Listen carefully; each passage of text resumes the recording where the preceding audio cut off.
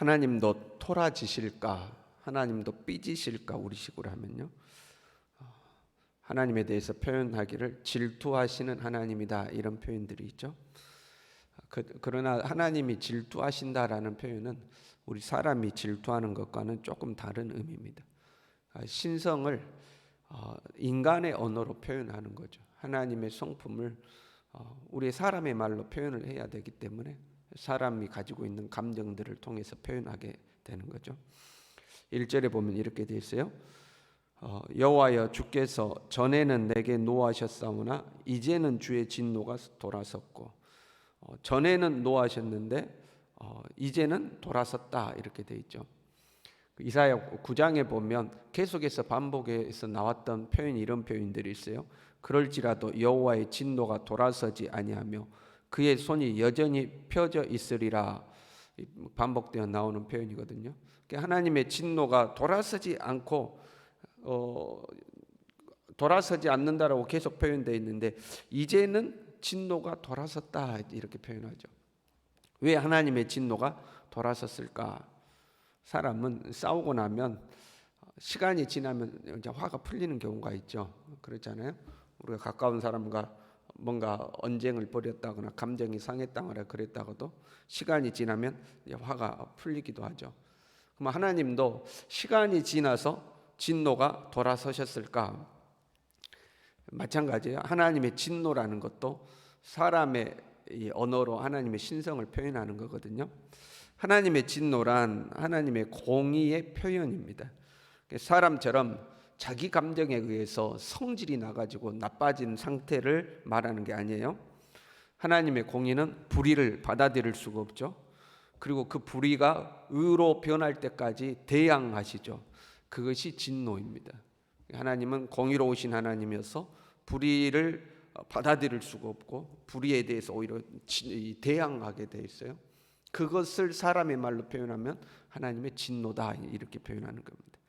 그러니까 하나님의 진노가 돌아섰다는 것은 단순히 시간이 지나서 하나님이 감정적으로 풀렸다, 감정이 풀렸다, 이런 의미가 아니고 하나님의 공의가 만족되었다, 그런 의미입니다. 하나님의 공의가 만족되어야 하나님의 진노가 사라지는 거죠. 그러니까 단순히 시간이 지나서 화가 식어졌다, 이런 의미가 아니에요. 진노가 돌아섰다, 이것은 시간이 지나서 화가 식었다, 이런 의미가 아니고 하나님이 대항할 수밖에 없는 이 불의한 것들이 제거가 되고 하나님의 공의로 받아들일 수 있는 상태가 되었다. 그래야 하나님의 진노가 풀리는 거죠. 보세요. 때로 우리가 하나님의 심판과 진노 아래 놓일 때가 있어요. 어떤 사람이 하나님의 징계 아래 놓일 때가 있죠.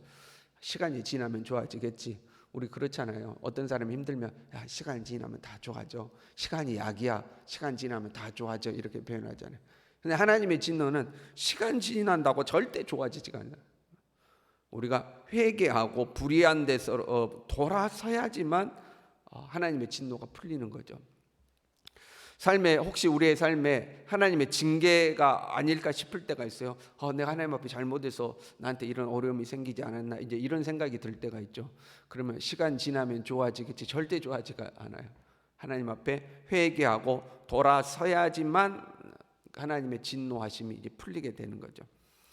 뿐만 아니라 우리가 회개하면요, 이렇게 돼 있어요. 주의 진노가 돌아섰고 또 주께서 나를 아니하시오니, 하나님이 진노하다가 진노가 돌아서면 그 다음에는 우리를 끌어안으시는 거죠.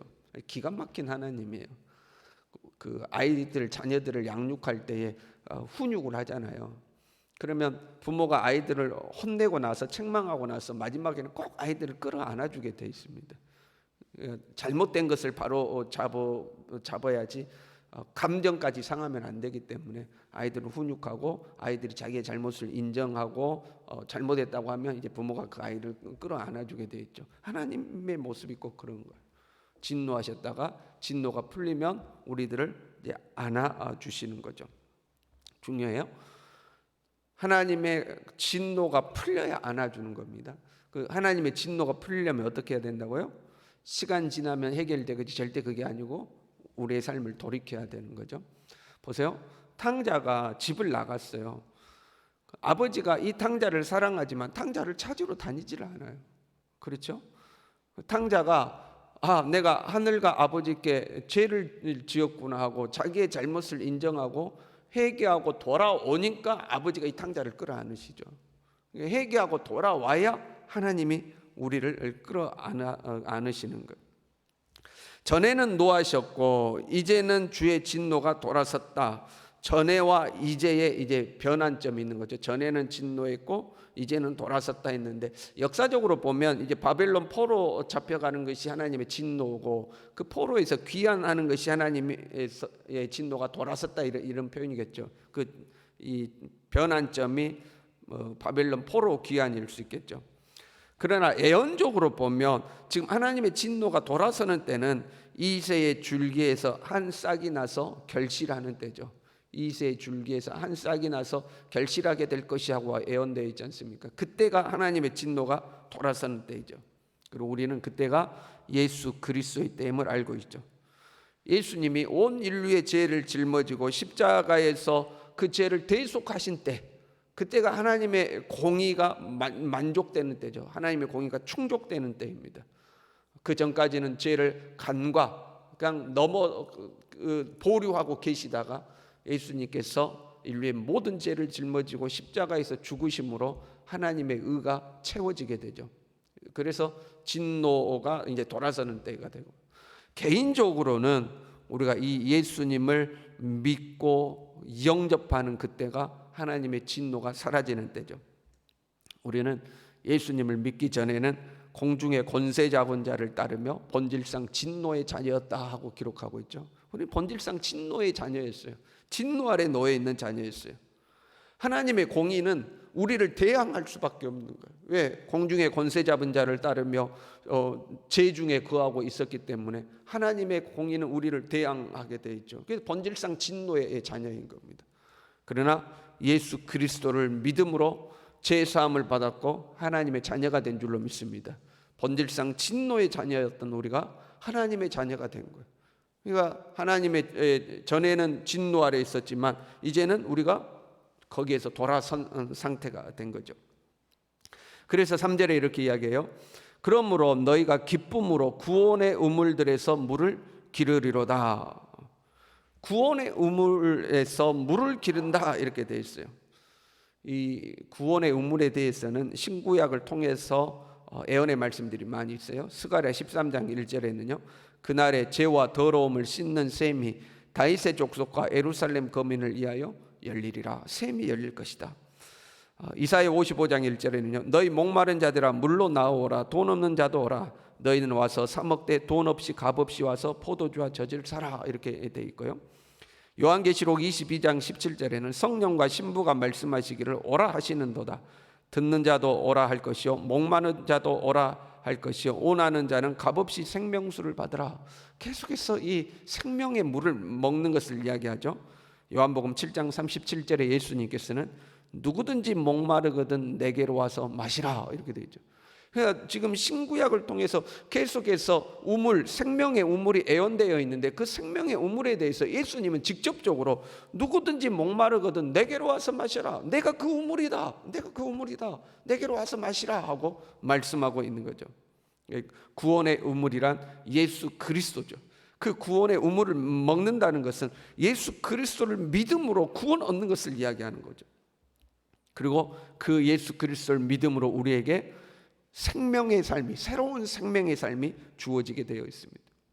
그 진노의 자녀였다가 이제는 진노의 자녀가 아니라 하나님의 자녀가 되었는데 그 다음부터 우리는 이 구원의 우물에서 물을 먹는 거예요. 그 한 번은 먹는 것으로 끝나는 것이 아니라 끊임없이 먹어야 됩니다. 요한복음 7장 37절에요. 누구든지 목마르거든 내게로 와서 마시라. 나를 믿는 자는 성경의 이름같이 그 배에서 생수의 강이 흘러나오리라. 계속해서 흘러나와야 된다.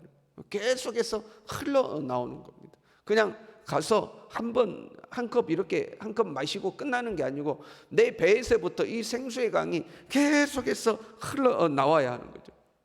예수 그리스도를 믿고 성령을 받고 구원의 감격을 누리고 나면 그 다음부터는 내 안에서 이 예수 그리스도의 생명이 계속해서 흘러나와야 된다, 이 말입니다. 계속해서 흘러나와야 되죠. 여러분 어떻습니까? 우리의 신앙이 구원의 감격 속에 살아갑니까?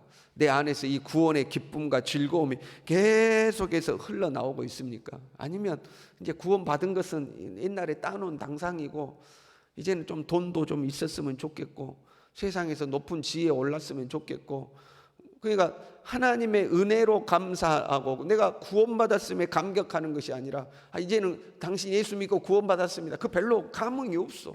별로 감흥이 없고 이제는 복 받으십시오 그러면 감흥이 있고 뭔가 마음이 좀 뭉클하고 이 세상에서 많이 벌고 높은 자리에 올라가고 성공하고, 혹시 우리의 마음이 그리 다 가버리지 않았냐 이 말이죠. 구원의 감격이 여러분 식어지지 않도록 날마다 주님의 이 생명의 샘물 앞으로 나아갈 수 있기를 바랍니다. 이 은혜, 그러니까 소위 말하는 은혜가 식어지면요 안 돼요.